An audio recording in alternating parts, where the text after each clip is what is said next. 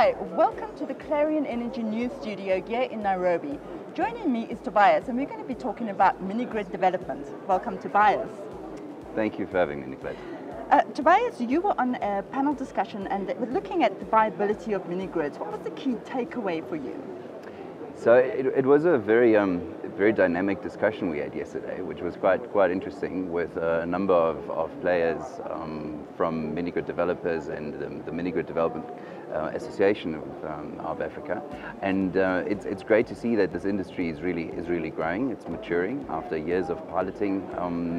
And one of the takeaways was, in order to achieve our goals of scaling up and rolling out mini-grids to the tens of thousands across Africa, the sector has to mature even further. Business models need to be refined, and standardization in the process through standardized approaches and business models is required. Is it just the standardization of the process, or is it the equipment as well? Oh, it's definitely the equipment as well. I think that'll play a great role in the scalability, in the implementation speed. Once we arrive at the point where packaged, almost pre-configured solutions are available and become standards. Exactly. So we're looking also at the financial model around mini-grids. Is it viable to have that many mini-grids on the program? I believe they were mentioning hundreds of thousands of mini-grid development taking place in East Africa, or is it the whole of Africa? Yeah, so the viability is always the center of every discussion, and it was vividly debated yesterday as well.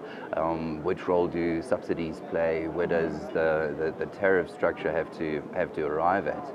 And I think the common denominator is, again, scale and refining, professionalizing the business models will bring costs down, will therefore bring tariffs down and stimulate consumption.